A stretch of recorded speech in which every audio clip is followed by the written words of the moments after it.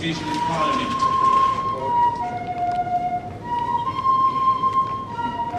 May we now be upstanding as we welcome the presidential candidate of the National Democratic Congress, His Excellency the President John Dramani Mahama, the New Patriotic Party's Nana Addo Akufo-Addo, Convention's Mr. Hassan Ayariga,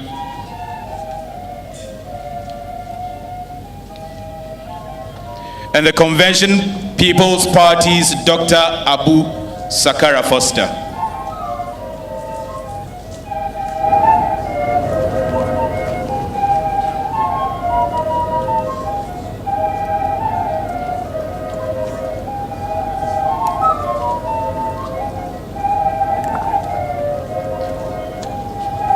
And we continue to standing for the national anthem.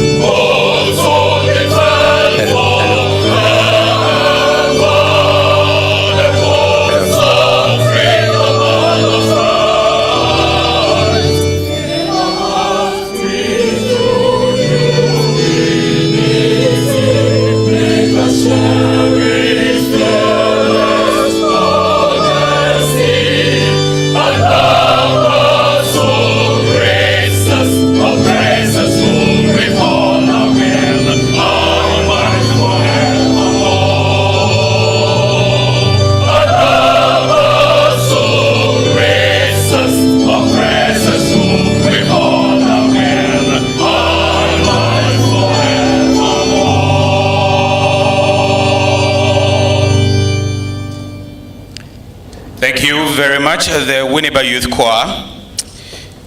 We will now invite Most Reverend Professor Emmanuel Asante, Presiding Bishop of the Methodist Church and Chairman of the IAA National Enforcement Body, to deliver the opening prayer.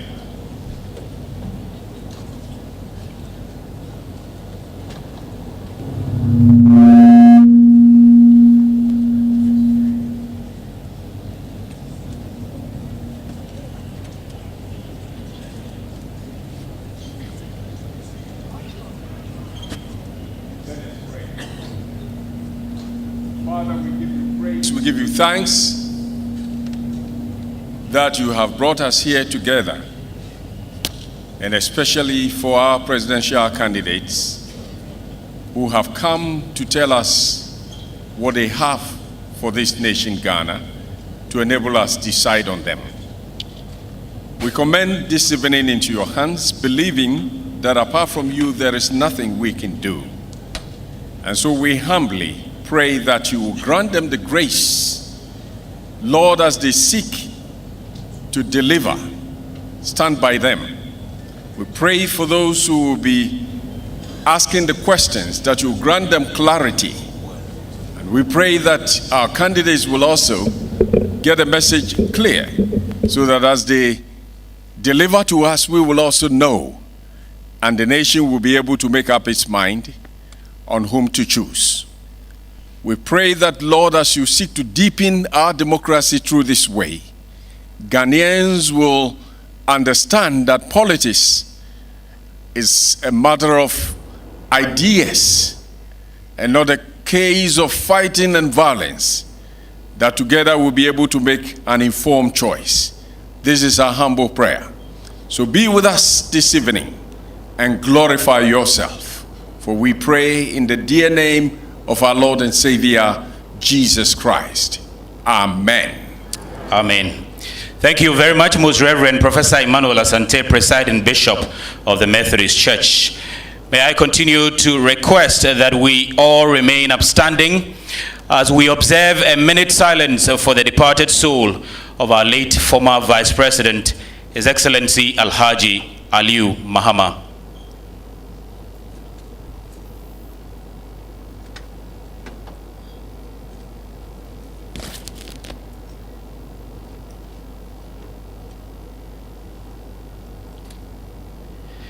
Thank you very much. Please be seated.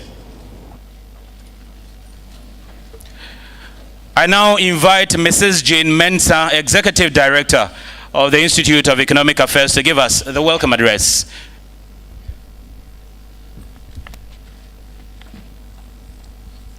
Distinguished ladies and gentlemen, on behalf of the Institute of Economic Affairs, IEA, I welcome you to the final presidential debate in 2012.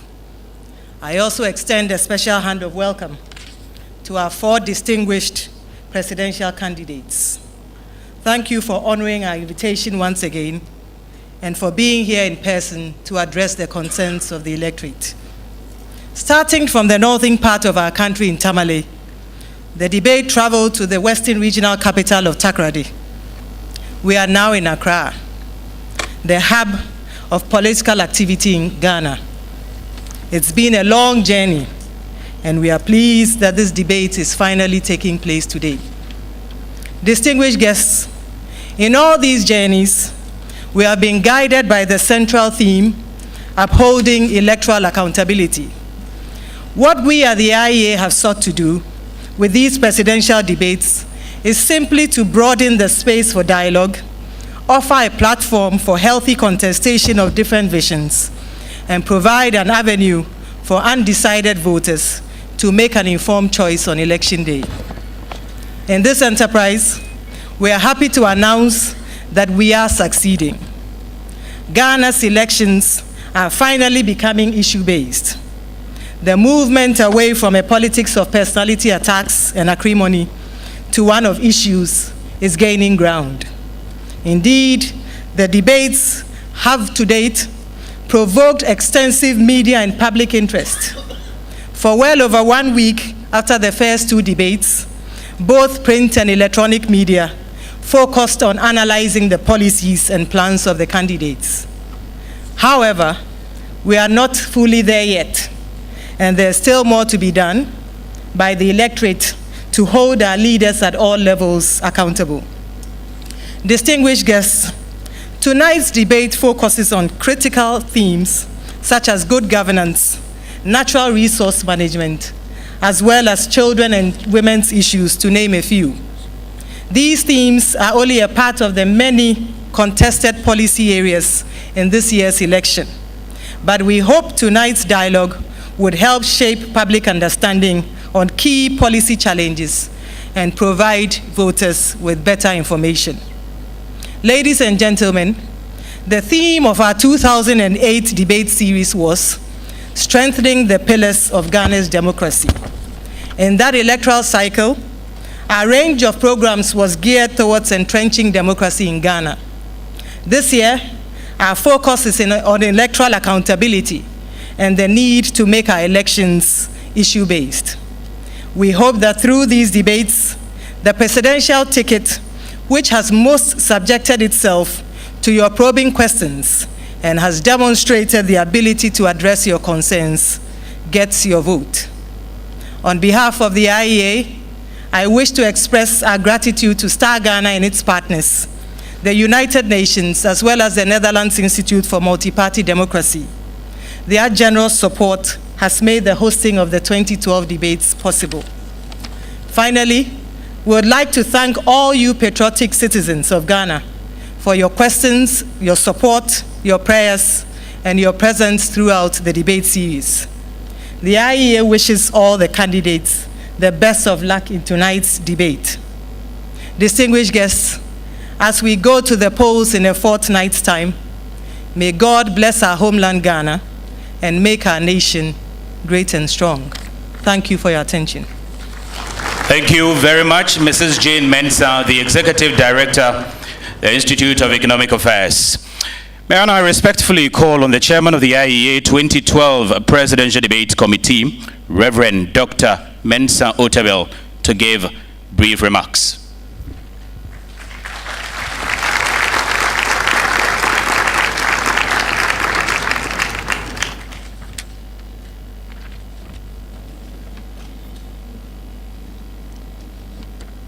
Fellow Ghanaians, ladies and gentlemen, Following the first presidential debate in Tamale on the 30th of October and the vice presidential debate in Takoradi on the 6th of November, we are here again for the second and final presidential debate. These debates have provided a platform for the candidates to share with Ghanaians their views, strategies, and action plans on a wide variety of issues for advancing the growth and development of our nation. They have offered us a refreshing opportunity to observe our presidential and vice presidential aspirants engaging in vigorous, vibrant political discourse without rancor or acrimony. Every effort has been made to ensure fairness for all the participating candidates. We hope that through these debates, we have contributed to the creation of an informed and issues-focused electorate.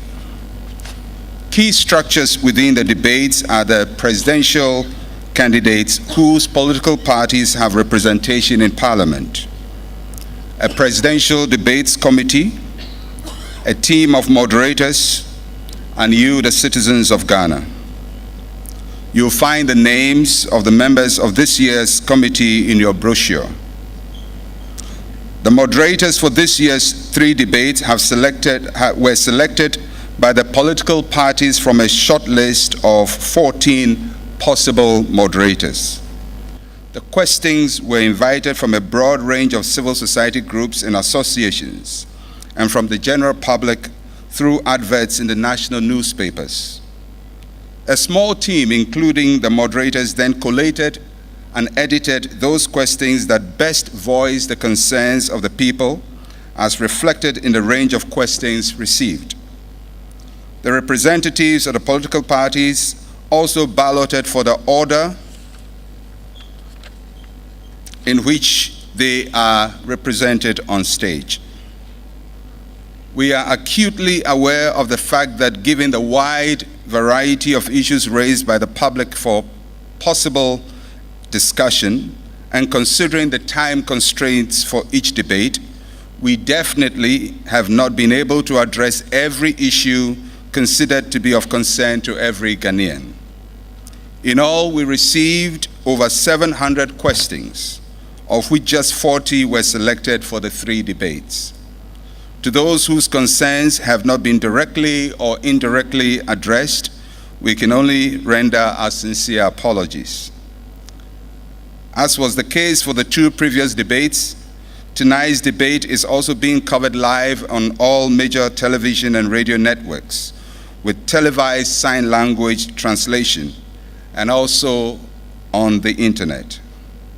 We now invite you to settle down for another significant milestone in the process towards building a culture of accountability and responsiveness in our democracy. We hope you have a very enjoyable night. Thank you.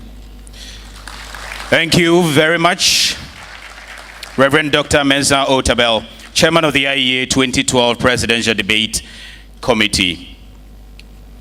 For your information, the 2012 Presidential Debate is under the theme, IEA Presidential Debate, Upholding Electoral Accountability. I will now spell out the rules and guidelines of tonight's debate. Candidates are seated in the order of the ballot. To our extreme left is His Excellency John Dramani Mahama of the National Democratic Congress, followed by Dr. Abu Sakara Foster of the Convention People's Party. Then Mr. Hassan Ayarega of the People's National Convention, and on the extreme right is Honorable Nana Adodankwa Akufo-Addo of the New Patriotic Party. There will be 3 segments. Each segment will consist of not more than 4 questions. Moderators will ask each question within 30 seconds, and all candidates will have the opportunity to answer the same question. The candidate to give the first answer will rotate according to the candidate's seating position. For instance, His Excellency John Dramani Mahama will answer the first question, followed by the other candidate in their respective seating order. Each candidate will have exactly 3 minutes to answer a question. And each candidate will have 2 opportunities for follow-up questions. Candidate will have 1 minute, I should say, to respond to each follow-up question. And during the debate, each presidential candidate has 3 opportunities for a rebuttal, which should be made within 2 minutes. After the end of each of the first 2 segments, there will be a short break of 10 minutes. During this break, only 2 designated persons per party would be allowed to interact with the candidates on stage. The 2 designated persons must wear their protocol tags. At the end of the debate, each presidential candidate shall have 3 minutes to make a closing remark. And there should be no applause or noise making of approval or disapproval during the entire debate, except at the end of each round. All mobile phones at this moment should be turned off. And at no time should the audience take photographs. We've been seeing a couple of those already, but please stop taking photographs, as this will affect the quality of lighting in the hall. The security can ask persons who do not conform to these rules to leave this hall. My name is Samuel Ajiman. I now hand you over to our moderators for tonight's debate, Mr. Kojo Opon Nkrumah and Professor Nana Opoku Ajiman. Enjoy the evening. Thank you very much. I wish to begin by thanking the IEA and specifically the Presidential Debate Committee, and then of course our distinguished candidate. Then good evening to everybody, distinguished ladies and gentlemen, and welcome again to the final presidential debate for the 2012 presidential elections. My name is Nana Opoku Ajiman, and tonight I'm privileged to co-moderate with Kojo Opon Nkrumah, who will begin the 3-part questions on governance. Kojo. Gentlemen, good evening. We will start on the first theme of governance with the sub-theme of crime and security. We'll start with you, President Mahama. The question is, how do you plan to tackle crime, especially armed robbery, drug trafficking, and white-collar crime? Thank you very much, and thanks once again for this opportunity. Crime is an issue that concerns the environment in any country that can hinder progress and development. And so it's important that governments put crime fighting at the top of the agenda. Under this current administration, we have taken a lot of steps to try and battle crime and reduce it to the barest minimum. One of the major successes we have gained is a drop in crime statistics. And I'll give you, for instance, robbery. There's been a drop in reported robbery cases from 4,753 in 2008 to 3,909 in 2012. And if you look at other cases, there have been quite significant drops. It is only in the area of defilement and rape that we're not seeing sufficient reduction. What this government has done is to apply technology, personnel, and equipment to improve the crime-fighting institutions.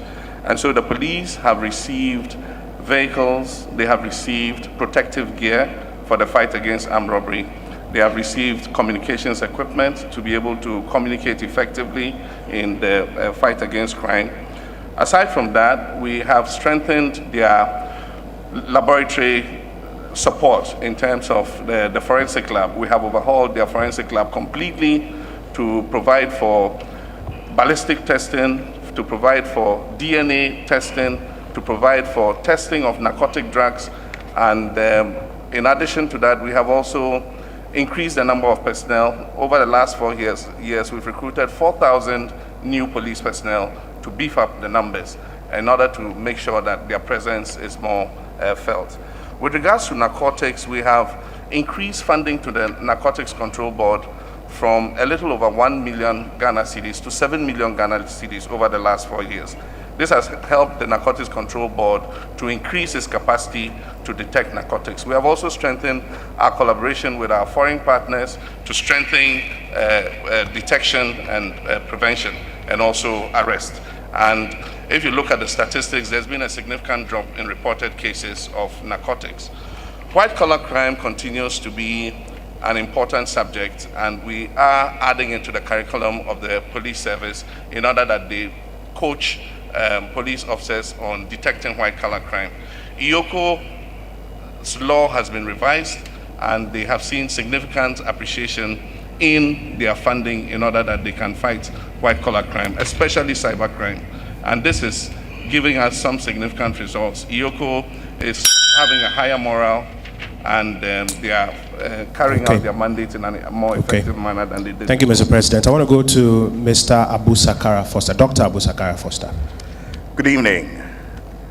Crime takes all shapes and forms, and it needs to be tackled in a comprehensive framework of national security, as well as education, and then the preventive and punitive measures. At the national security level, we'll strengthen our immigration, our police, and our law enforcement officers undercover. We shall also fight crime in communities by establishing a People's Information and Suggestions Complaints Office in every district and in workplaces, so as to better detect crime and have a catalog of actions that have been taken and actions that have not been taken. The key thing is to be an enforcing government. If we begin to enforce and implement, the deterrents will be there, as well as the reforms and institutional structures that we put in place. But if we do not address the issue of attitudinal changes in our society, then we will only be treating the symptoms. Therefore, strengthening discipline in our youth by ensuring that we have a 1-year military training program for all 18-year-olds and ROTCs while they're at school is important. We cannot leave that unattended. There are, of course, other crimes which are committed in offices and high places. Those are the crimes that are a hole in the economy. And this we will take by ensuring that we strengthen the Economic Crimes Unit, just not by training alone, but also retooling them and ensuring that we select the right people to put in those places. Ultimately, we have had significant institutional reforms that look at equipment, skills, etc. Those have been going on, and the magnitude of impact is limited. We need to address it at the fundamental problem, at the fundamental level as a society, and address those issues which speak to what we see to be right in our community and what we see to be wrong. We must therefore mobilize public opinion strongly against corruption and ensure that it is not something that is condoned in our society and it is punished when it is detected. Along with the other measures we shall take are the incentives. It is clear that many of our security people guarding our borders, standing in rain while we are asleep at night, retire after 27 years with a meager package of not more than 27,000 Ghana cedis. This obviously is not enough when our parliamentarians walk away with 80,000 cedis after 4 years service. Thank you, Dr. Sakara. Let me go to Mr. Hassan Ayaga of the PNC. Good evening to you, ladies and gentlemen. Thank you for the opportunity. Our dear nation has enjoyed peace and security over the past 2 decades, thanks to the vigilance of our security services. Let me take this opportunity to congratulate our men and women in uniform for a good job done. Well, when I am elected as president, I will ensure that the peace and security that the nation enjoys is consolidated and strengthened by putting in place the following measures. Before that, in Ghana, only a segment of the population is living in peace and security. The majority of the persons are living in various degrees of insecurity. The rich build walls, tall walls, around their houses, add barbed wires, and add electrical fences. Then additional Red 20 dogs and high private security for their gate men. I will fight crime through many measures. The first measure is to modernize and re-equip the armed forces and the police and other security agencies with the latest weapon and hardware to enable them to perform more effectively and efficiently. We will bring back the border guards concept, equip them to police our borders and all entry points, increase the number of police personnel to the ratio of 1 police officer to 300 people. We will also provide and deploy the most advanced closed-circuit monitoring system at all the country's entry point and government establishment to further enhance the work of security agencies. But we all are involved in maintaining peace and controlling crimes. It is not just the security as individuals in your homes and houses. When you see burglary going on, somebody in another person's house, if you cannot control it, you just inform the police. We will put up telephone lines free of charge that people could easily access the police, so that when we equip them with the modern vehicles, like the NDC have done, we will continue to give them more and more equipped other vehicles to support them, and they will be able to control crime in more than 24 hours. Thank you very much. Thank you, Mr. Ayarga. Let me go to the MPP's Nana Akufo-Addo. Thank you very much, Kojo. And let me say good evening to everybody here and to fellow Ghanaians. The question you've asked is a question of great importance for the lives of our people. The security of everyday life is probably the most fundamental requirement of any citizen in any society. And our people have been confronted recently with significant increases in crime, robbery especially. I'm surprised to hear the statement that the statistics indicate that there's been a drop. I wonder whether it is like the single-digit inflation, that there is a disconnect between the figures and the reality on the ground. Most people will be astonished to hear that. Armed robbery is on the increase. And it makes a mockery of the claim that was made that armed robbery would become a thing of the past, which was promised by the NDC in the 2008 election. Be that as may. Clearly, we're dealing with a matter that requires a very comprehensive response. A response about the strengthening of the institutions that have the frontline duty of combating crime, talking, of course, there principally of the police. I have been, and I continue, and our party continues to be, for a rapid expansion of the numbers of our police service. We have a ratio of 1 to 1,200 in our country, when the UN benchmark talks of 1 to 500. So that's an area that we can do something about immediately. And by increasing the strength of the police service, of course, also enhancing their capability, giving them better and more well-resourced tools to carry out their work. The police cry that they don't have fuel for their vehicles when you call upon them. Is not something that should be allowed to continue. So that's one. Secondly, obviously, the other aspect of law enforcement, that is the Ministry of Justice as well as the judiciary, equally need to be strengthened for them to be able to work more efficiently and more effectively. We're then dealing also with what we need to do to expand our economy, because an expanded economy and an enhanced economy will mean that the resort to armed robbery and to crime, hopefully, will diminish. That connection has been made in other parts of the world, and it's a connection that we can make here as well. Focus also on what we need to do to improve the living standards of our people, enhance their living standards, and in that process, I'm also certain that we will come to better grips with the issue of crime in our country. Thank you all very much. Thank you all very much for your responses on crime. We are still on governance, and we'll move to the second question. And I'll begin with Dr. Abu Sakara of the CPP. The second question. All right. There is a general perception that corruption permeates nearly every facet of Ghanaian society. For example, the public service, the justice system, and even the political establishment and the media.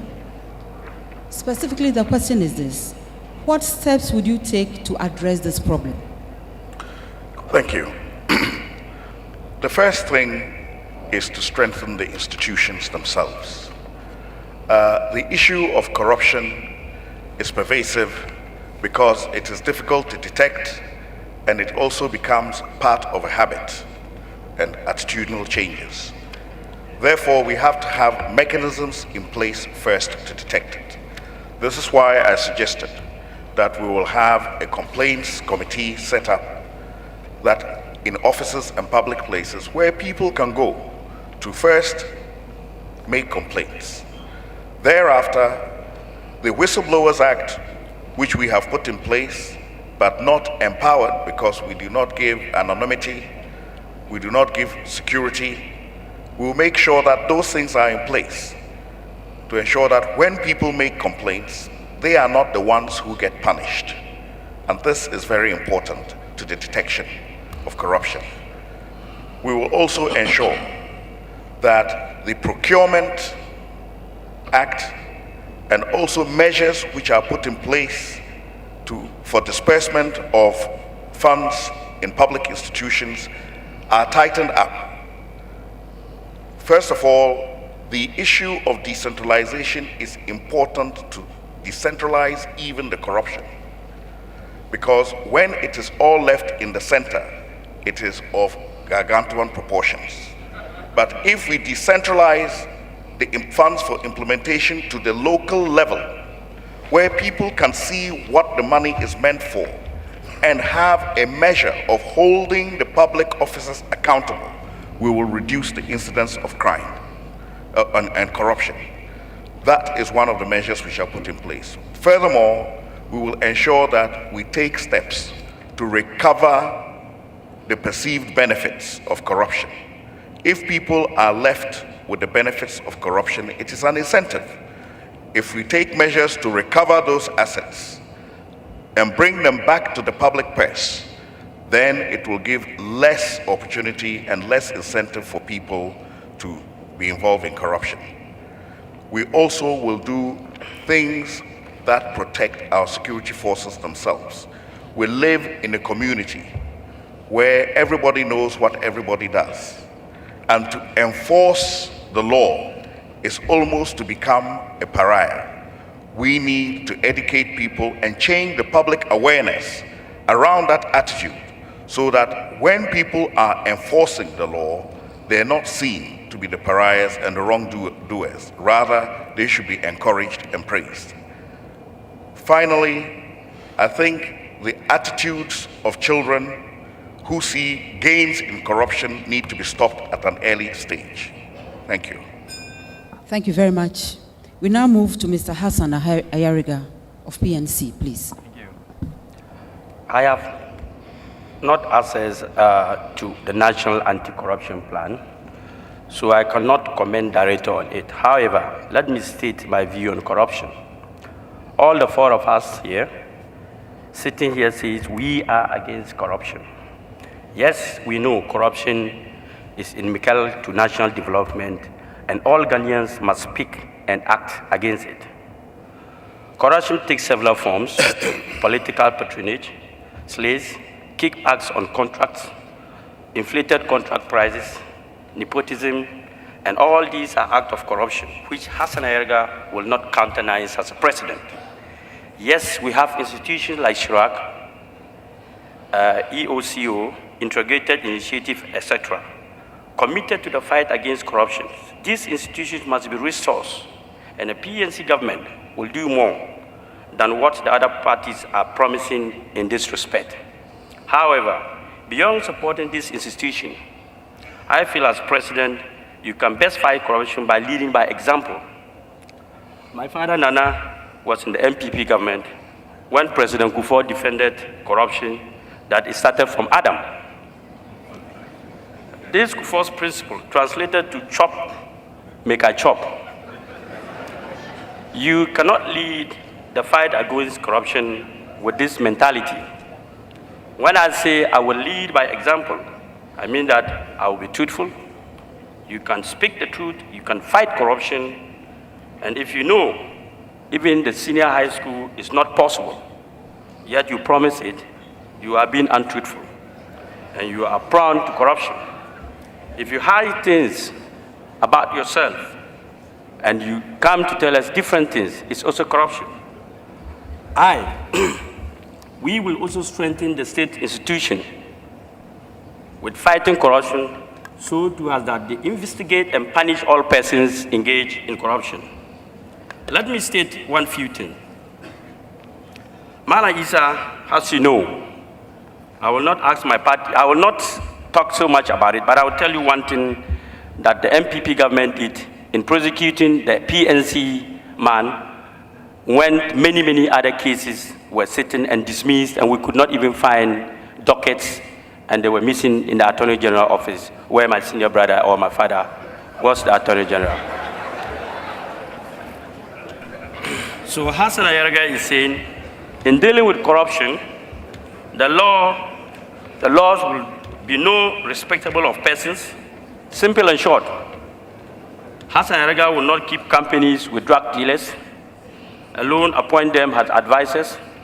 Let me emphasize that my point of leadership by example is crucial in the fight against corruption. Thank you very much. In all forms of government and public offices. Thank you very much. Now we move to the MPP, Nana Akufo-Addo. Thank you, Madam Moderator. Madam Moderator, I think that this is one of the most important matters confronting the development of our country. How we can bring corruption under control, reduce, and finally eliminate it from our body politic.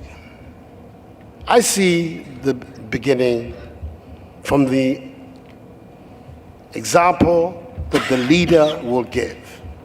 If you are committed to the fight against corruption, you yourself, of course, must not be corrupt.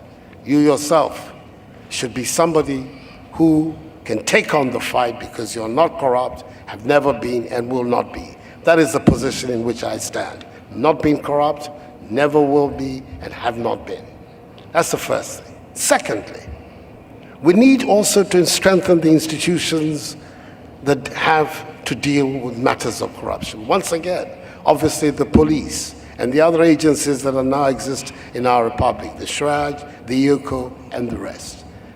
My own belief is that the remit of SHRAJ on the issue of corruption is too large, their remit generally, and that there is a need for us to have a dedicated anti-corruption agency that will deal with it. Thirdly, the legislative framework, and nobody did a better job in putting the legislative framework in place to deal with corruption than the government of J.A. Kufuor. The Whistleblowers Act, the Procurement Law, the Financial Administration Act, all of these are the legal basis that have been put in place to make the fight against corruption easier.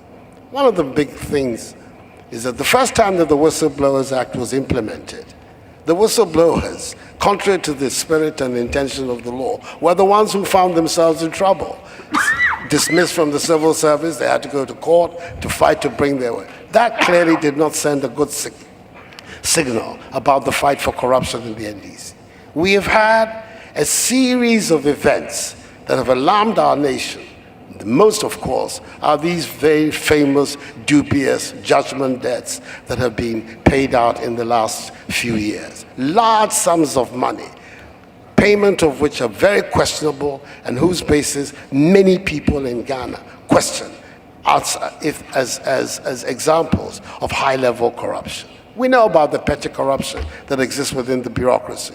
There's a need to deal with it, and we deal with it by simplifying the rules and make it easier. But it is the mega corruption that we have seen in recent times that have become the bane of our society and which we need to do something about. We need to work in such a way that the leadership of our country will not countenance certain types of conduct, and that people will be ready to apply sanctions and punishment where it is necessary. Thank you very, very much. Thank you. We now move to the President and Presidential candidate for the NDC. Thank you very much. I'll begin by just making a comment on something Honorable Nana Akufo-Addo said to do with judgment debts. Judgment debts properly are debts that are adjudicated by courts of competent jurisdiction. And so judgment debts themselves cannot be said to be an act of corruption. It is what causes judgment debts that we must be tackling. The frivolous cancelling of contracts. What is it that triggers people to think they have a claim against government? That is what we should be looking at. But to look at the symptom rather than the cure, I think for a person who has such legal training, I think is a bit misread. I can understand that if we are desperate to win political power, we take any instrument and we use it against our political opponents. But let me say that much of the corruption in Ghana is anecdotal. Government alone cannot fight corruption. It takes all our people to fight it. We must not just rumor corruption. We must be prepared to stand against corruption. And I think that that is one area in which we are lacking. Our political parties, our civil society organizations, individuals, everybody likes to say, I think this person is corrupt, this person has done this, but they are not prepared to hold the person's feet to the fire. And that's one of the attitudes we must change if we are to make any progress with corruption. Because corruption is something that the giver and the taker or whoever benefits is not going to come and say, I've indulged in this. Whoever is aware that something like that has happened should be prepared to stand up to it. But the things we need to do, which we have done over the past, the previous government did it, that is true, putting legislation in place. We have come to continue with that. And I have said, given a personal commitment, that the day Parliament passes the Freedom of Information Bill, the day it lands on my desk, I will sign it into law. I think that other issues, such as the Public Officers Accountability Bill, which is we're waiting to put into legislation, reviewing the charge law to allow the Commission on Human Rights and Administrative Justice to be able to independently investigate cases of corruption rather than wait for a complaint to be made is one of the issues that I'll take up as, in my next term as presidency.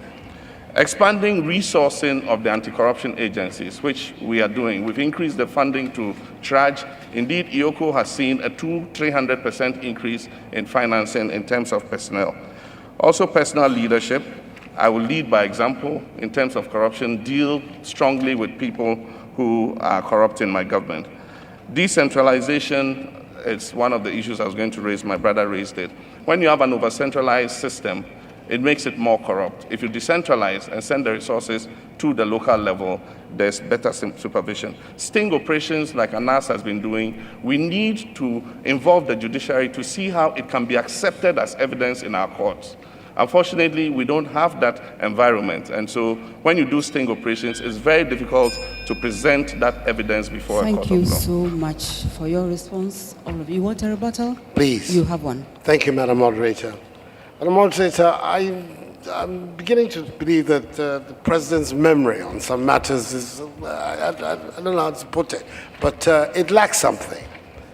He appears to have forgotten that the government itself today has gone to court accusing Mr. Albert Wyoming of having perpetrated a fraud on the state in the judgment debt that he received.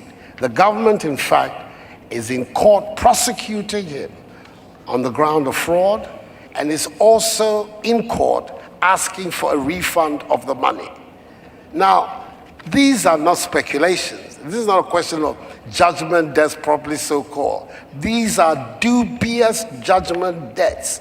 They are questionable payments that the government itself has acknowledged. And as we sit now, there are two pending actions in courts of competent jurisdiction, evidencing that something seriously went wrong in the payment of 51 million Ghana cedis for somebody who did no work for it.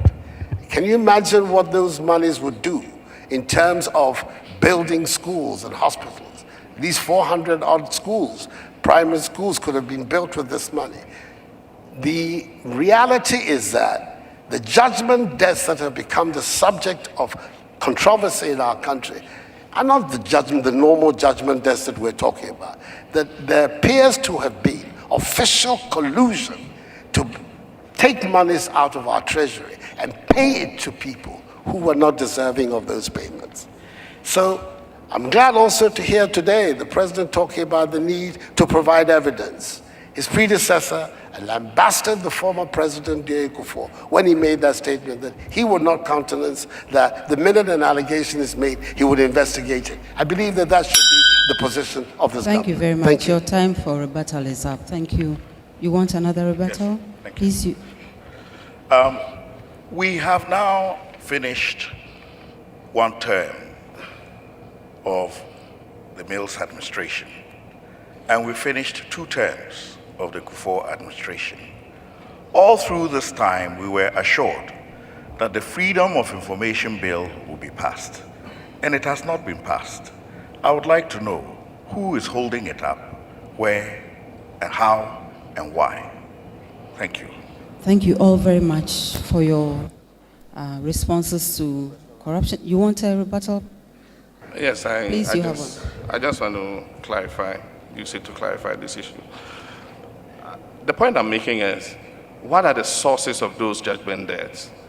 Indeed, if you profile the debts, most of the claims on contracts and agreements that have been breached have come from the previous administration, and we are having to deal with that problem. And so if you look just at the symptom, yes, it's true, somebody can use the system and fraudulently claim judgment debts. And that is realized, and if it's realized, government goes uptight and must retrieve its money. And government has taken that action by hauling the person to court. But the point I keep making is that we must look at the frivolous cancellation of government contracts. When political parties come into power, every contract that was signed by the previous government is suspect and subject to change. With regards to the Freedom of Information Bill, we considered it in Cabinet. We approved it nearly 1.5 years ago. It is the property of Parliament, and I urge Parliament to quickly pass it. I think that a country where we can have better access to information would be a country that is empowered to fight corruption. And so if we have the Freedom of Information Act in place, media, individuals, everybody can go apply for the relevant information. And if they have access to more information, then that means that a lot of this speculation about corruption and so on and so forth might be allayed before they even become a problem. I want to also indicate that we have made progress with the Transparency Index. The only way of determining corruption, because people won't come and admit they've been corrupt, is to look at what the perception of it is. And as of today, it stands at 3.9. As president, I'm going to work to make that even better and send it to the highest possible number. Clearly, the subject of corruption is very important. And I can tell from the rebuttals and interventions that it is so even for you, as I believe for all of us in this room. And therefore, I have a follow-up question. There exists a national anti-corruption plan. And I've heard you, PNC, to say you are not privy to it. But this follow-up question is for all of you, beginning with CPP. That there's this plan that exists, and it seems stuck between the executive and the legislature. I would like to hear from you what your commitment would be towards implementing it, CPP. First of all, we have always advocated for a separation of the Minister of Justice's office from the Attorney General's office, so as to reduce possibilities for conflict of interest and empower the Attorney General to be able to independently prosecute cases. We are of the opinion that if this channel will not work, then we should strengthen further Shiraj to be able to independently prosecute cases. And that would mean not only provision of infrastructure and funding for them to be fully functional, but also it will mean training in crime prosecution per se. So what we want is to ensure that there is independence for people to be able to perform their tasks without interference from the executive. And reducing the powers of the executive in this regard is very important. Thank you very much. Mr. Ayarga, would you like to comment, or it's all right with you if I skip you? Because you said you didn't know about the existence of this plan. Come again? About the National Anti-Corruption Plan. Do you want to comment on it? How you would implement it? I didn't hear you very well.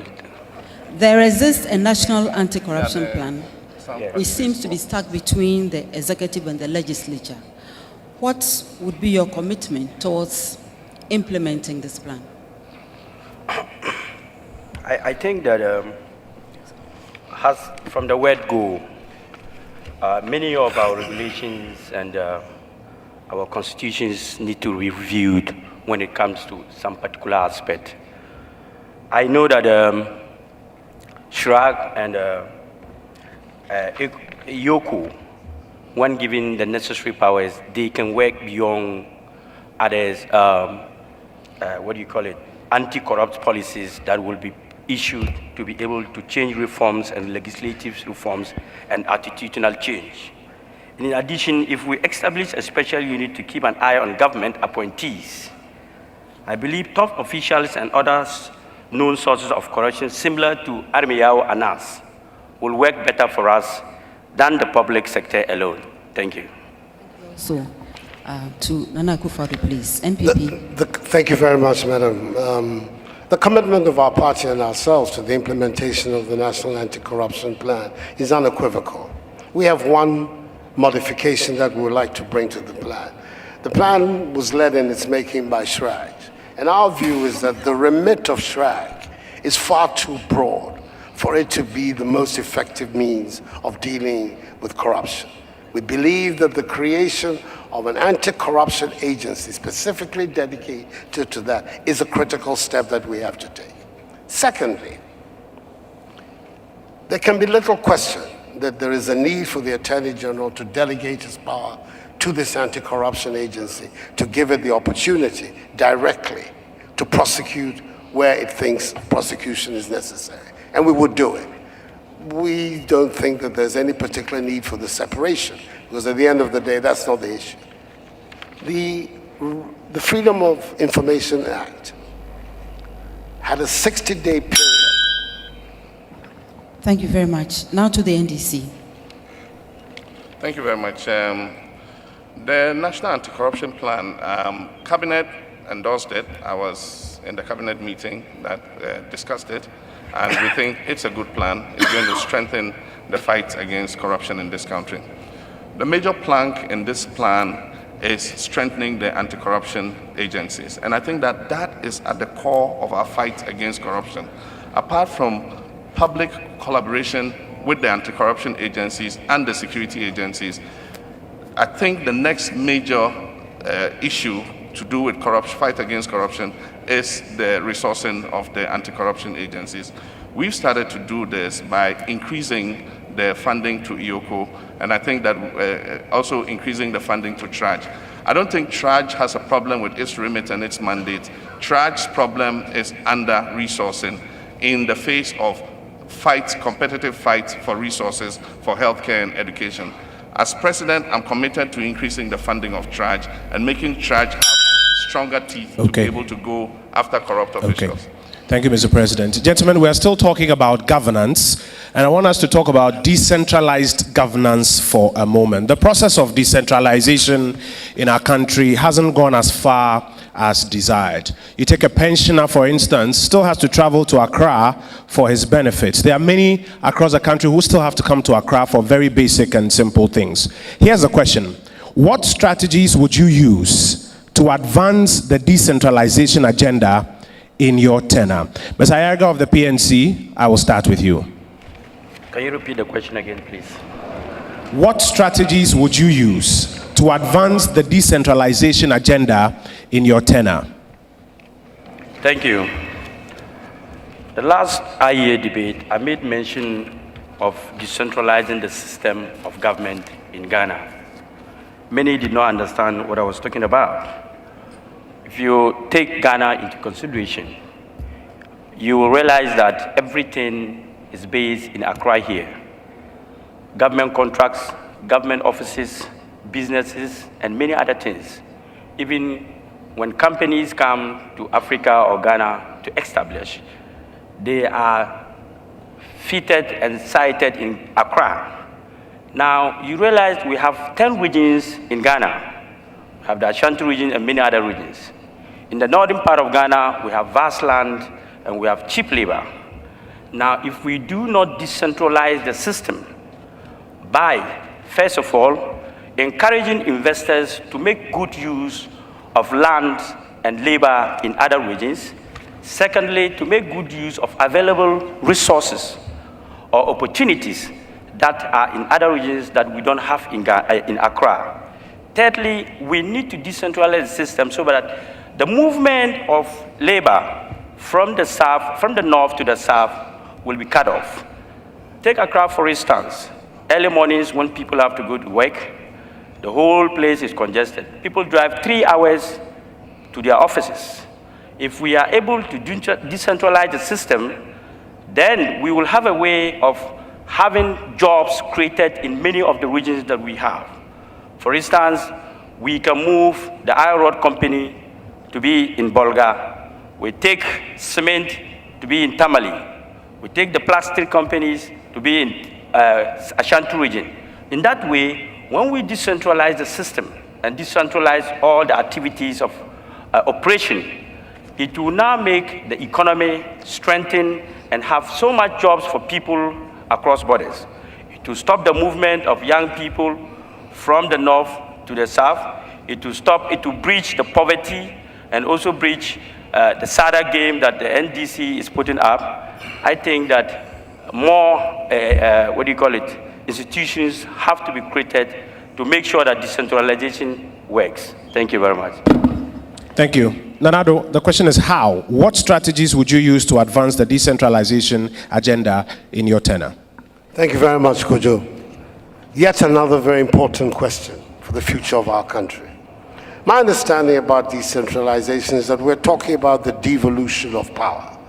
We're talking about moving out of the center here in Accra, the institutions that can best be dealt with at the local and the district level. Let me give you an example. Education and health are matters that are best addressed at the local level. We want to give a situation whereby our district assemblies have the capacity to control the educational institutions in their areas, as well as the health institutions in their areas. That is the concept of the devolution, that power is at the local level for them to be able to handle critical local issues. So the whole process of enhancing the capacity of the district assemblies, both in terms of the quality of the people who are working there and their own remit, is critical to the process of devolution and of decentralization. So that would be the first.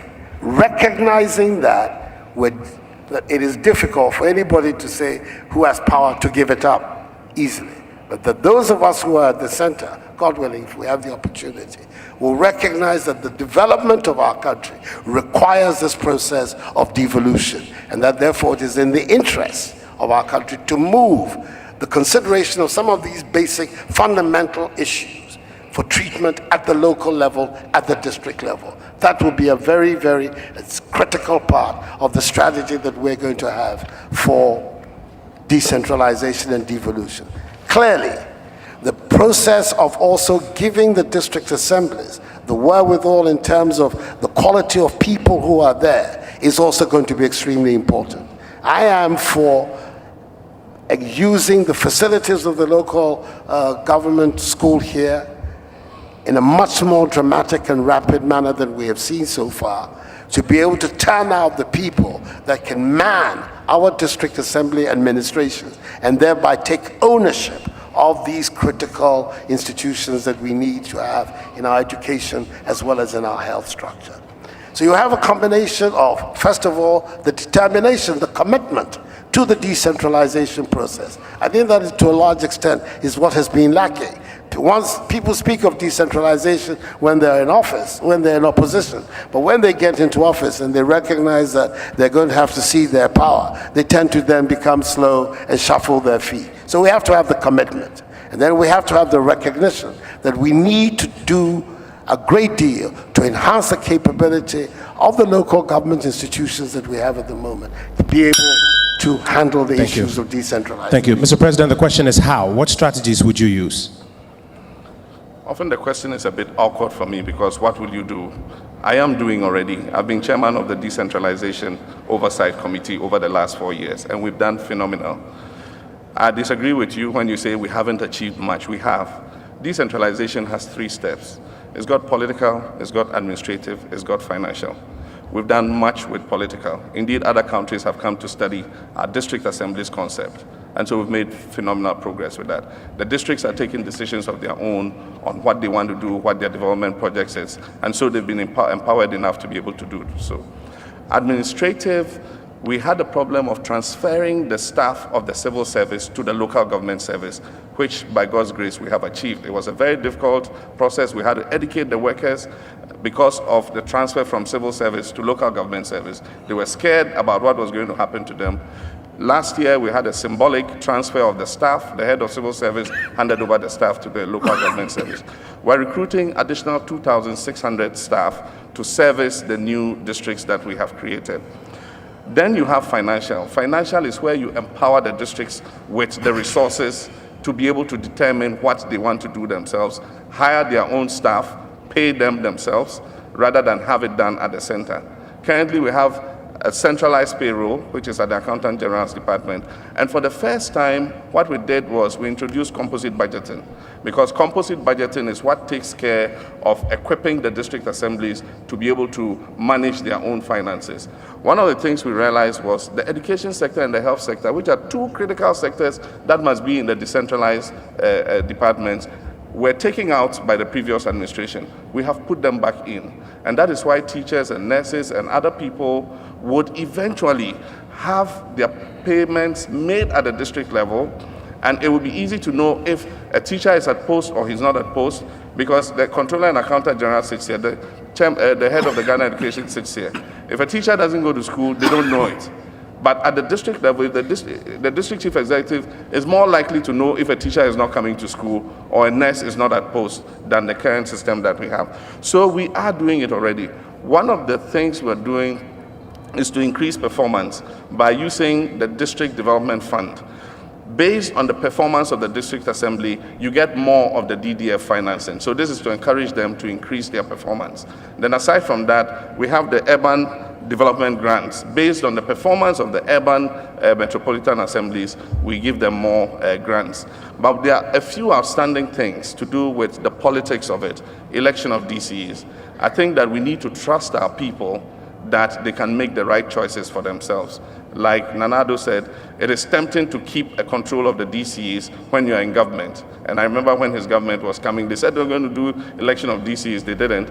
I am committed to moving that step. It's in the Constitutional Review Committee's report, and I will enforce it. Thank you. Dr. Sakara. Thank you very much. I'm glad that your question is on strategy, because the individual actions will virtually be the same. The question is the strategy. And you don't kill a snake by hitting it a little bit from the tail all the way to the head. You hit it on the head. The reason decentralization has taken so long is because simply central government does not want to give up the power. So it has a long, drawn-out process of how we relinquish it bit by bit, etc. Our strategy will be fundamentally different. First, we will have the strongest public sector reform that you have seen that will remove a chunk of the capacity at the national level and put it at the district level. But before that, we will rethink the entire decentralization process, because right now we have long gone past the point at which decentralization will be efficient with 213 districts. What was the purpose of decentralization in the first place? It was to be a focal point for government. What we now have is creation of districts for political gerrymandering. This confusion between constituencies and districts needs to be removed once and for all. And we need to re-aggregate districts to a size that's economic enough for you to have a tax base to make them viable. That will reduce the numbers and ensure also that when we allocate personnel to that level, there will be insufficient quantity because the capacity already exists. It's a matter of reallocation. The second thing is the political decentralization, which needs to be effected immediately. This will ensure that district chief executives who are elected over 3 to 4 constituencies can obviously not be the same caliber as members of parliament, because they will have a much bigger mandate. And these are the people you will entrust the local government to. And you will empower the communities to be able to engage with them, keep track of the development projects that are supposed to happen, and when they don't happen, use the mechanisms at their disposal to give the right information for action to be taken. What we must know ultimately is that decentralization is a reallocation of resources so that everybody gets their fair share. This is the primary purpose, and to bring development within the power of the communities themselves. We need a strategy that refocuses on the purpose and brings us back from where we are now to where we need to be. And I must say that my 2 colleagues in the NDC and MPP have had more than enough time to do it. So give CPP a chance to do it. Thank you very much. Gentlemen, I want to thank you for the strategies that you have shared with us. We're going to take a break at this time. We'll be back in 10 minutes for the second round. Mr. Aga, you have a rebuttal? Okay, go ahead, sir. Have we finished one round? No, it's left. I think that let's go back to the powers. The last time I made mention of separating economic power from political power. With regards to decentralization, I believe if government or the nation is able to review our constitution to separate economic power from political power, the decentralization will be more effective in all the sectors of this country. Because you realize that all the powers of government take controls of every situation in every district. Now, it is government who decide which particular constituency must be developed or not. But when we decentralize and change and move political power from economic power, now economists and economic planners will now have a long-term development policy or plan for each district, irrespective of which political power or party is in power.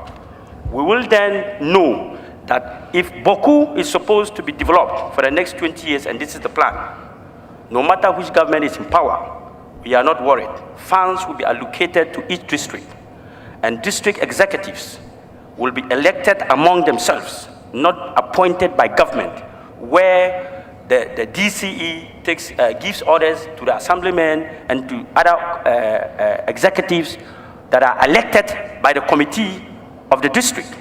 Now you see there are contradictions, because if your government is not in power, that will mean that that particular district will not be developed the way we want it.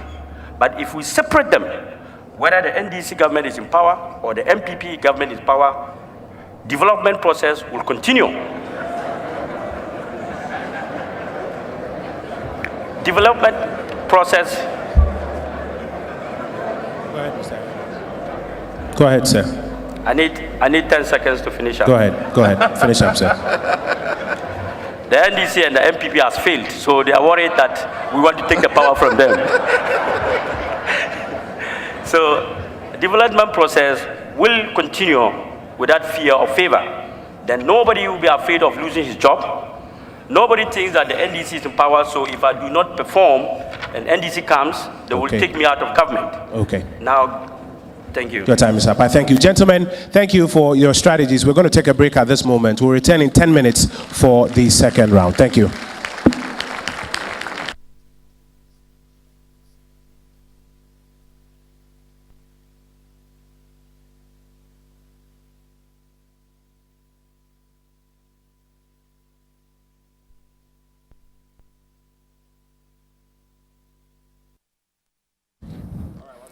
Now I hand over to our moderators for tonight's debate. Thank you very much. Distinguished ladies and gentlemen, I hope you can hear me more clearly now. All right, thank you. And welcome to our distinguished candidates. We now move to the second part of our discussions, and this time we are focusing on our natural resources. And the question is this, beginning with CPP. what would you do as president to ensure that Ghana gets the best deal from its gas resources? First and foremost, we must recognize that the resolution on permanent sovereignty over national wealth and resources passed by the United Nations in 1962 gives every nation control over its resources. However, in the kind of contracts that we have been writing with foreign investors, we have not asserted this claim to its fullest. It appears as if we are rather borrowing those natural resources. I believe that we must assert our ownership over those resources.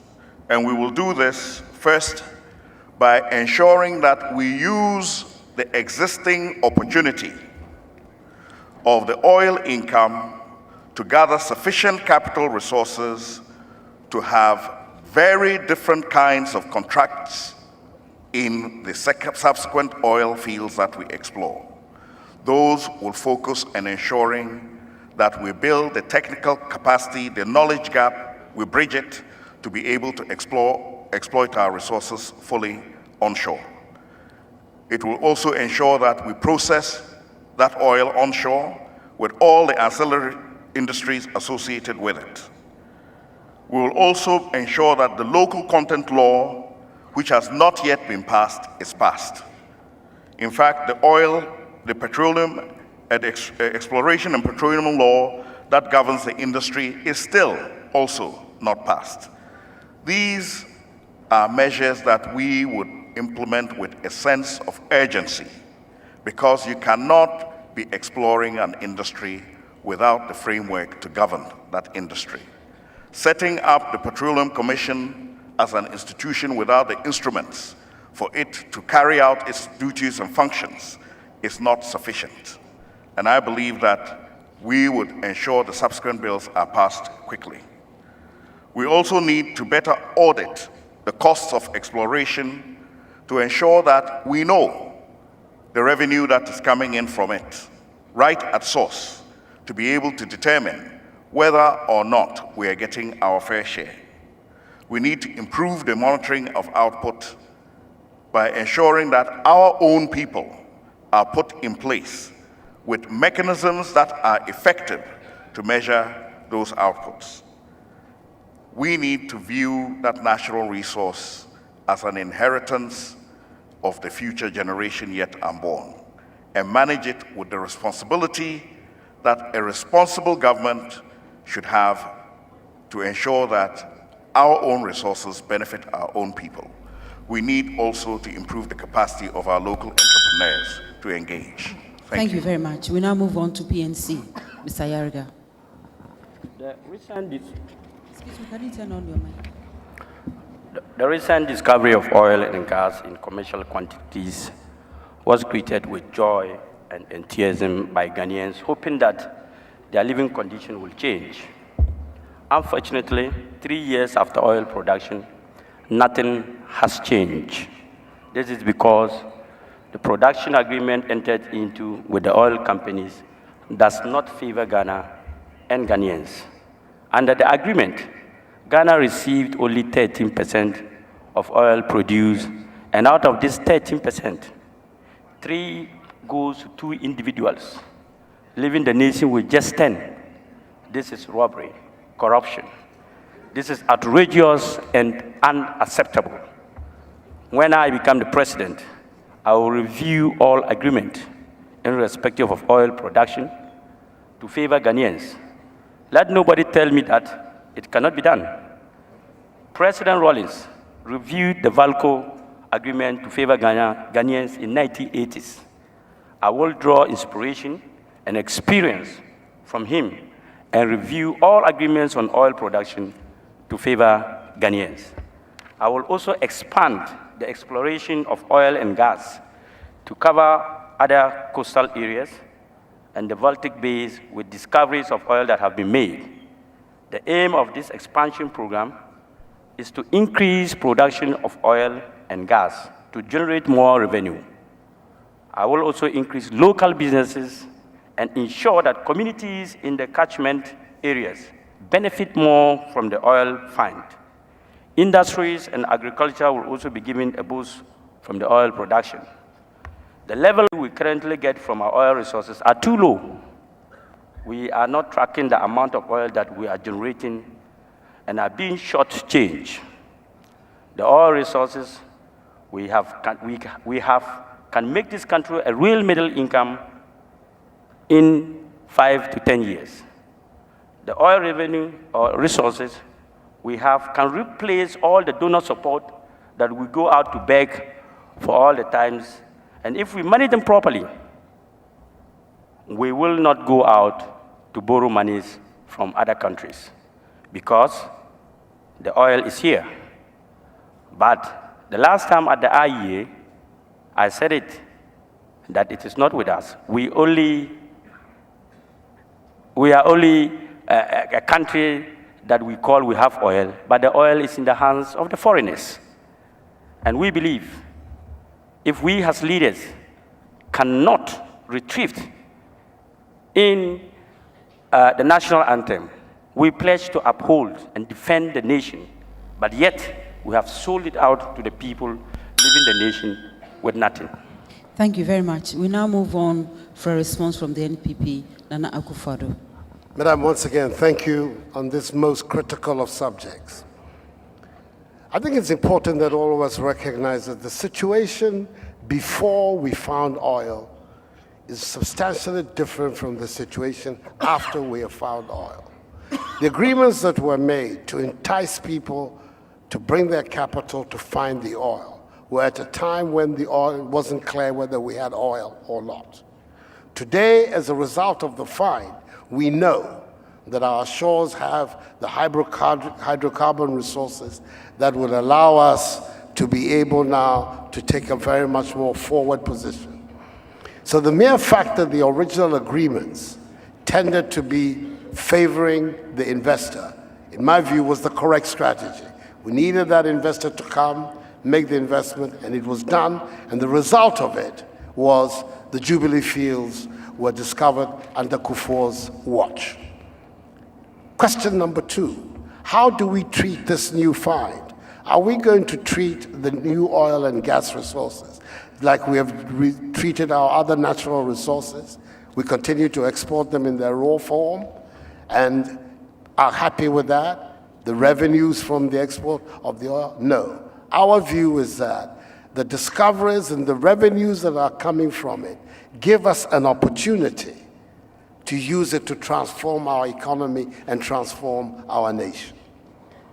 And therefore, the whole process of industrialization and value addition will be an integral part of how we deal with the revenues and the resources that we now have.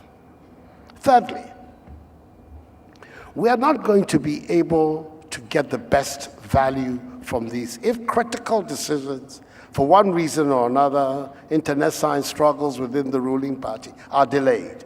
We saw the delay over the linkage of our gas resources to the gas plant, largely because for years there was a tug of war as to who should be responsible for it. Mercifully, that has now been resolved, many years too late, but better later than never. Fourthly, clearly the most equitable manner in which our nation and our people will benefit from the oil revenues is to ensure that they are used on the two most critical aspects of our national life, our education and our health care. If at the time when the oil resources run out of Ghana, we have a transformed Ghanaian population, educated, which has access to good health care, we now have the basis to sustain the development of our nation, not for 1 year, not for 2 years, but for generations to come. Our commitment to free secondary education is not about winning the next election. It's about preparing the country for the next generation. Thank you so much. We now move on to NDC. Thank you very much. I'll start by saluting the PNDC government and the GNPC. The GNPC was formed by the PNDC, and I think that step at the time is what has brought us where we are today. The GMPC has done a phenomenal job over time to discover the initial oil wells that we found and the recent discoveries that we have made. Under President Kufuor's watch, Jubilee was found, and since then, most people don't know it. Since 2009, under President Atamil's watch, 16 new discoveries have been made, and that's phenomenal. And so it is important that, one, we strengthen negotiation of what we get as a country out of our oil resource, but most importantly, put in place the legislative environment that makes the industry predictable and attractive to investors who have the technology and the capital to put into it. And again, this question often is a bit inconveniencing to me. It says, what will you do? We are doing already. I am doing already. We have put in the legislative framework. We passed the Petroleum Revenue Management Bill. We passed the bill that set up the Petroleum Commission. We have approved in Cabinet the Exploration and Production Bill. It's currently awaiting parliamentary approval. And I'll appeal to our members of parliament to look at it quickly and let it pass so that we can have that bill in place. Because then that covers the various steps of the oil industry. That is production. Then you have regulation, which is the Petroleum Commission. Then you have how revenues are used, revenue management, which is the Petroleum Revenue Management. The last piece of legislation, which is still undergoing stakeholder consultation, is the Local Content Bill, to increase the capacity of Ghanaians to be able to benefit and participate in the oil and gas industry. It doesn't pay to have such a God-blessed resource and just have foreigners come and take it away without any benefit to your people. And so we're going to pass the Local Content Bill to justify and reserve some aspects of the oil industry to Ghanaians, and one, to encourage the foreign companies that are involved in oil exploration and production to engage Ghanaians to work for them. But all in all, it is how we establish the base that utilizes this oil and gas to propel Ghana's development forward. And we have elaborate plans to do that. We are processing, putting in the gas pipelines, putting in the processing plants, which will supply gas to our thermal production. We all have seen what has happened with the West African gas line when we lost gas from Nigeria. It behoves on us to have our own supply of gas so that we will not fall into this situation again in the future. But we have put in place a blueprint for the midstream and downstream petroleum industry, and that is going to change the face of this country. It's going to create jobs. It's going to provide the needed investment and capital that we need to build our infrastructure and move this nation to the next level. Gentlemen, we're still talking about natural resources, science and technology. I want to ask a question about science and technology. I will start with you, Mr. Hassan Ayariga. And you know, science and technology is at the core of development the world over. Question: what are your plans to place science and technology at the core of Ghana's economic development? To be very honest, we don't hear you very well from this side. Let me take the question again. Science and technology is at the core of development the world over. The question is, what are your plans to place science and technology at the core of Ghana's economic development? Thank you now. Thank you very much. I believe my brother or my father, Nana, has been talking about the free,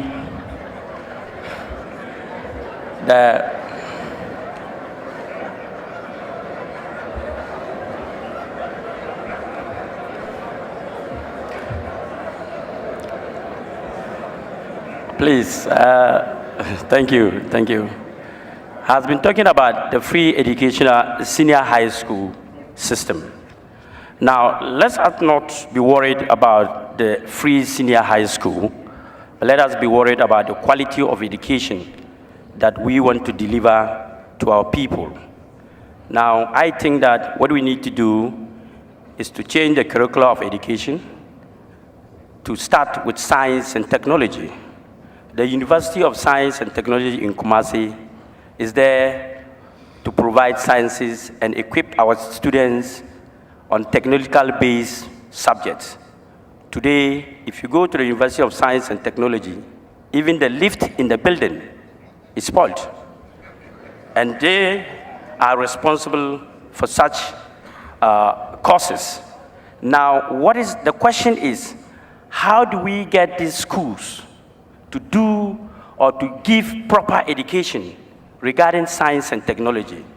The last time I made mention that let's change and create and be more creative in the kind of courses that we give to our students so that they can be more technological and innovative and creative.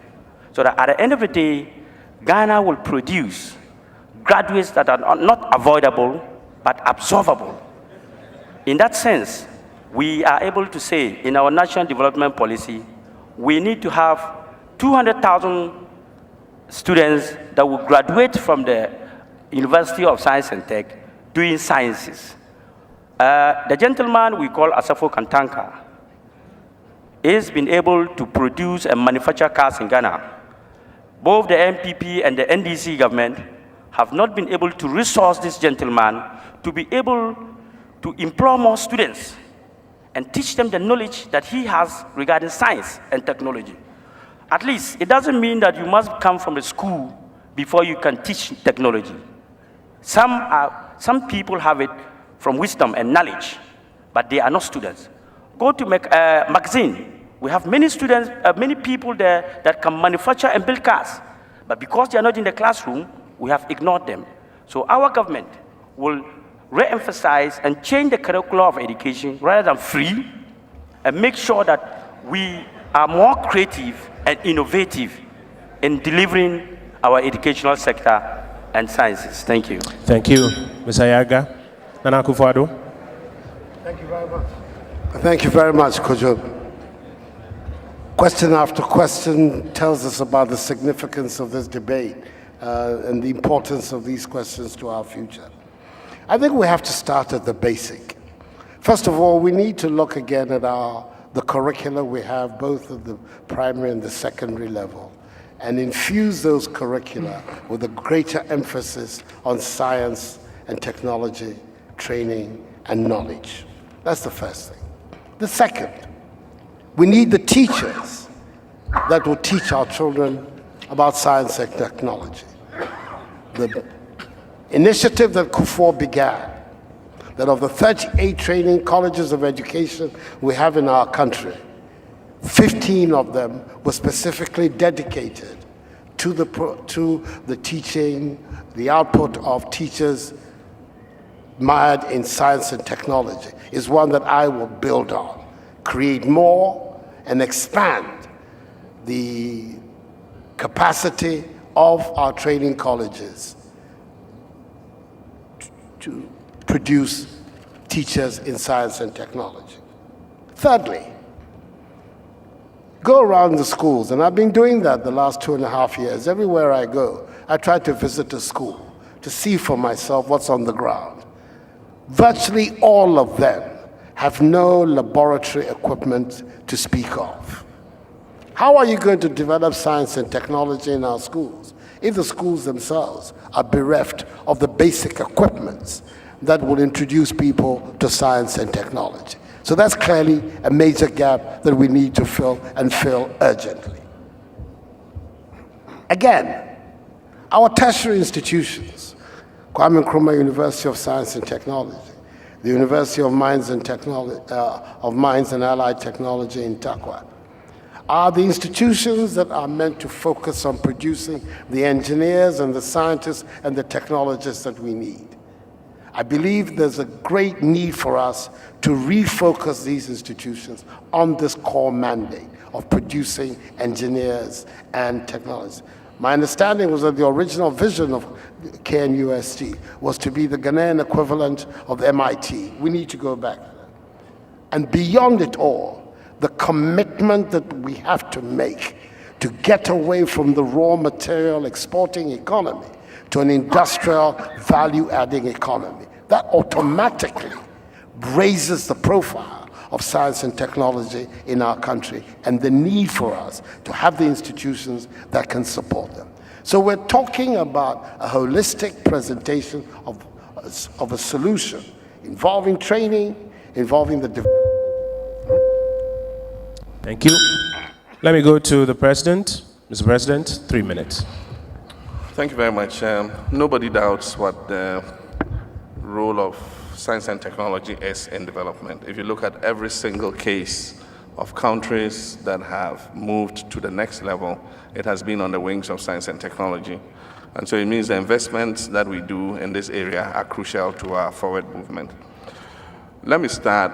First, there was a confusion as to where to put the overall oversight of science and technology. And under the previous administration, I remember at one time it was under education, at another time it was under some other ministry. And so you couldn't really, tell where it belonged. Under our government, we found it a permanent home. And as long as I remain president, it will remain in that home. And that is the Ministry of Environment, Science and Technology. I think there's a natural linkage between, those areas, and it makes it better able to be supervised. And then apart from that, we had started the implementation of a science and technology policy, which was abandoned after 2000. We came and re-engaged with the science and technology policy and have passed it and are implementing it. Out of that flows several interventions, which again, the question is, what will you do? And I'll say we are doing, in rolling out various interventions to promote science and technology. One of them has been a long-standing one, which was introduced by the first NDC government, the previous NDC government, the PNDC, which is the Science, Technology and Mathematics Clinics for Girls. And that clinic has been phenomenal in terms of encouraging girls to go for subjects that previously you find that they had an aversion for. Many more girls are going into science, technology, and mathematics because of that clinic, and we have continued it for them, and I think that is a good policy. Aside from that, flowing out of the policy again, we held the first ever Ghana Science Congress, and I think scientists and technologists were all very happy about this. There were exhibitions, they showed their products and all that, and we selected the Scientist of the Year, and he was giving a car, and I think that that has been motivational for people in that sector, and we'll continue to do that. One of our flagship programs has been the Master's Program, which gives scholarships to students who are willing to study science, technology, and mathematics. We know that a lot of our students go for the softer subjects in humanities. And so the Master's Program has given out 5,000 scholarships to young people to study science and technology. And in the term of office that is coming up for me, I'm going to increase that to 10,000 scholarships for students who are willing to go into the area of science, technology, and mathematics, especially for girls. And so we're going to do that. Aside from that, we've started the local assembly of laptops, and we're going to expand it. We're also distributing laptops, 66,000 distributed already, and under the next term of government, I have said in our manifesto, we'll distribute 400,000 laptops to students across the country.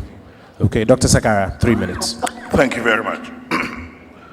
The science and technology gap is directly reflected in the poverty gap.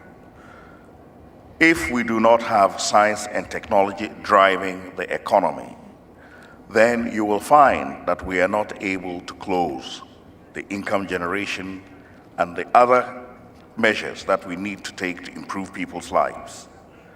Therefore, we need a broad spectrum of interventions from education to investment in industry, as well as R&D, research and development. What we would do in the education section is ensure that we give the right emphasis to technical and vocational training and give it the pride that it deserves, because it is looked down on in our communities. Therefore, when people are not able to pass the BECE exam, we have said as part of our free education policy that we will establish district opportunity industrialization centers where they can improve their aptitudes in the technical areas whilst continuing with reading, writing, and arithmetic. So by the time they're 18 or pass out of that school, they have the same level of proficiency as people who have gone to secondary school. That, we believe, is the first step to promoting science and technology. The second thing is to make our polytechnics more robust by ensuring that you can graduate from those OICs into polytechnics to do community college degrees in technical areas. Lastly, we will also ensure that the appropriate training of graduates themselves is situated within industrial research and development.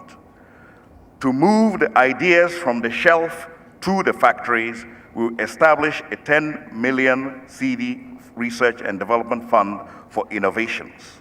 That will ensure that all the innovations we have stacked up in CSIR don't just stay on the shelves, but we have a way of conveying them into industry.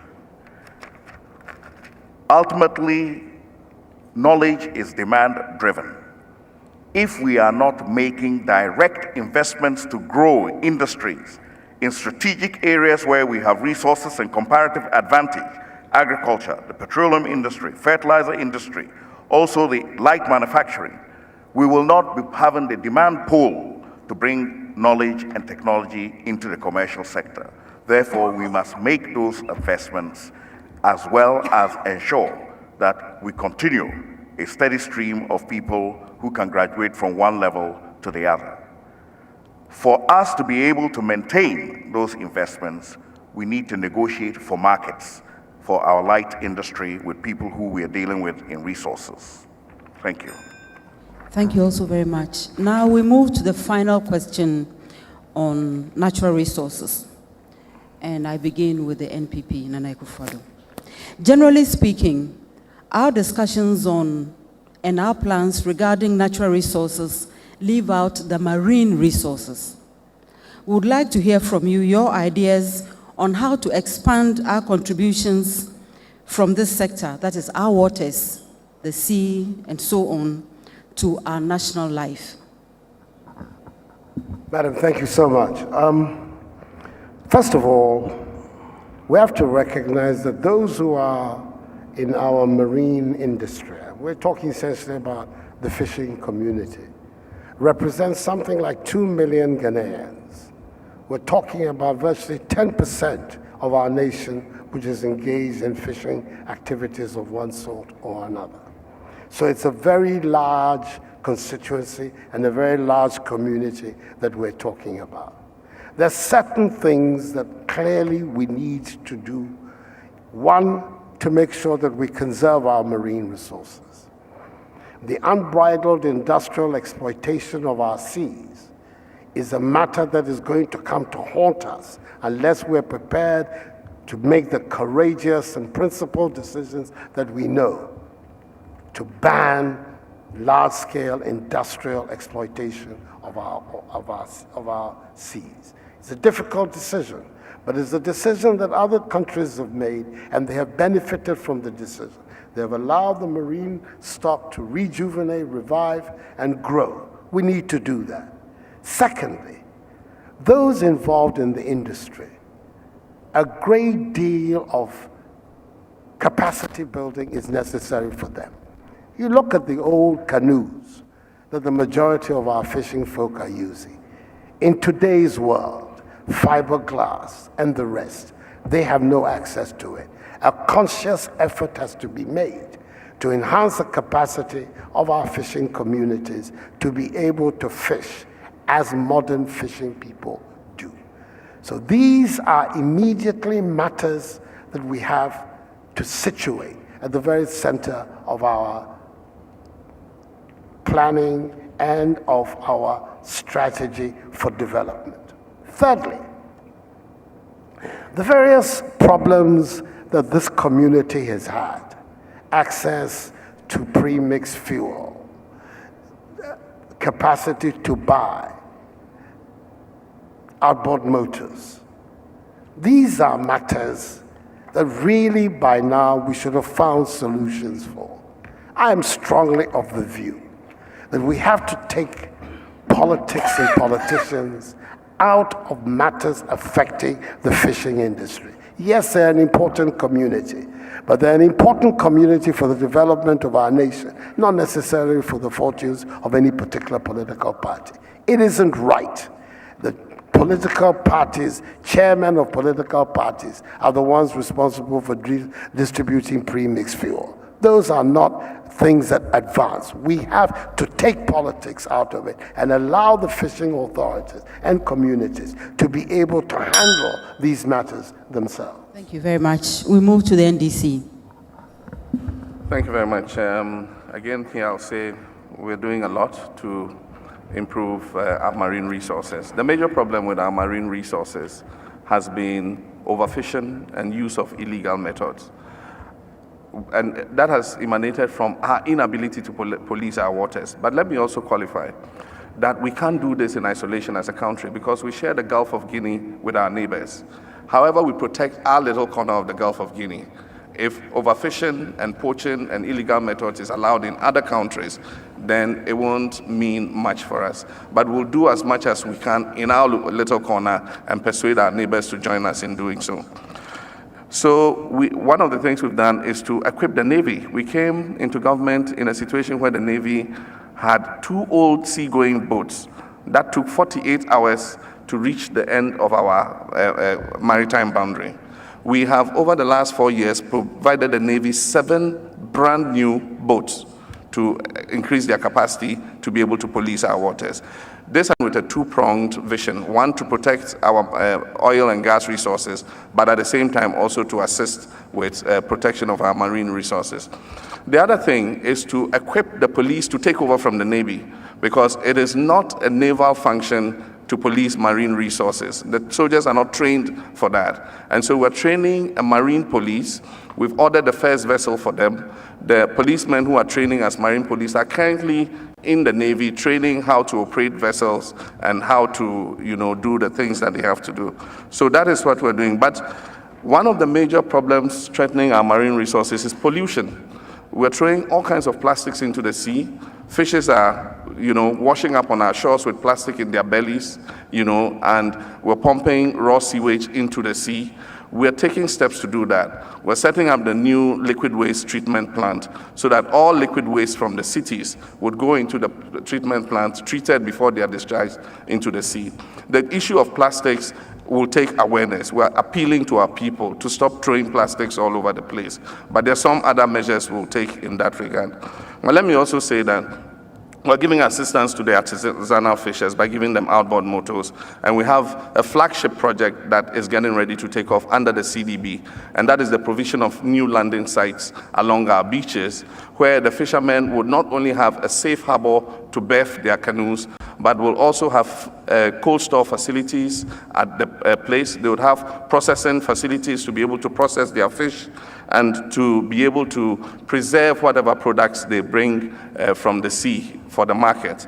But we also have the inland fishing and aquaculture, which would help wean us of over-reliance on marine fishing and marine resources. And we're also encouraging that. We've increased our source of protein from aquaculture by more than 300%. Thank you. Thank you very, very much. CPP, please. Thank you. The marine resource must be looked at not just as a place where we do fishing, but it can also be looked at for recreational purposes as well. Now, on the issue of fishing, yes, we have offshore fishing, of which the main issue is the regulation of illegal fishing and trawling. Something has been done already, but I think we need to go further. We need to have an electronic tagging system that every ship that comes to fish in our ocean must possess one. From that alone, we will know the weights of the ships when they come in, the weights when they go out. We will also know if they're trawling as a pair together or if they're fishing singly. These will help regulate the fishing. Secondly, we need to make greater use of the estuaries.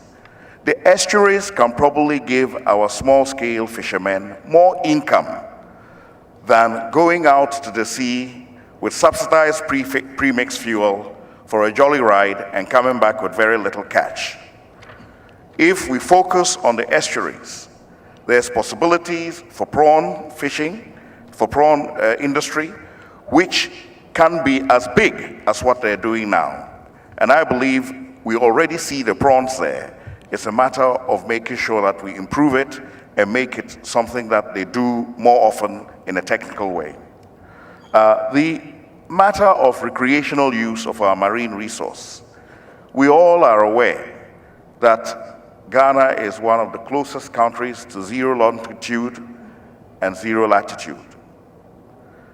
If any other country was blessed with this geographical location, the mystery around it alone will create a tourist industry that everybody would come to see. It is not unusual to create something out of what is seemingly nothing.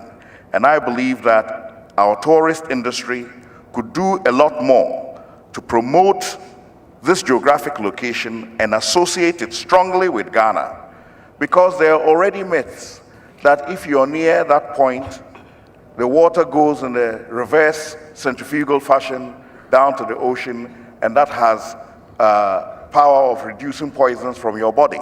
Now, whether it does or not, we will collect our tourist revenue and our people will get money. Lastly, I think on the matter of marine fishing, marine resources, we must look at it as a resource for the future and handle it as such. Thank you very much. Now to the PNC, please. Thank you.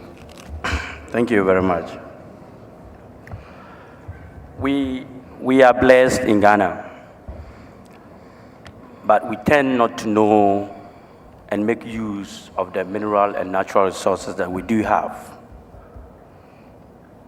In other countries, they have been able to protect their water bodies in a way that fishing becomes a model for the youth, where many people engage into fishing, special boats are bought, and police are controlled and given at all the borders of the fishing areas.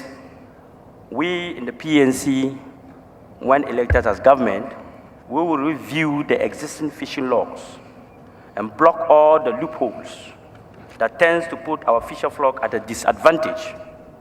We shall also explore other ways of reviving and revamping the fishing industry. In this direction, our administration will tackle and solve the perennial problems of non-availability of the pre-mixed fuel, other fishing inputs. We will work closely with the Ghana National Association of Farmers and Fishermen to explore ways of assembling our boats and manufacture fishing nets locally. We will make fishing farming a key model under the National Youth Employment Program to encourage the youth to engage in fish farming. We will also make sure that we protect the offshore, the areas in which fishing is allowed and areas in which fishing is not allowed. Our water bodies, in a way, can be transformed. Salt has been a major thing that we needed in Ghana. And at a long time, Ghana only produced salt for just local consumption. If properly taken care, we can create an industry where we can refine salt and export through our water and bodies. In a nutshell, we buy refined salt in Ghana at a very high price. When given the opportunity, we will make good use, channel some part of our water bodies in a way that it becomes productive to the economy, rather than only using it for fishing and other activities. Thank you. Thank you all very much, gentlemen, for your responses. We've come to the end of the second cycle, which is on natural resources. We'll now take a 10-minute break, and when we come back, we'll go to the final segment. Thank you very much.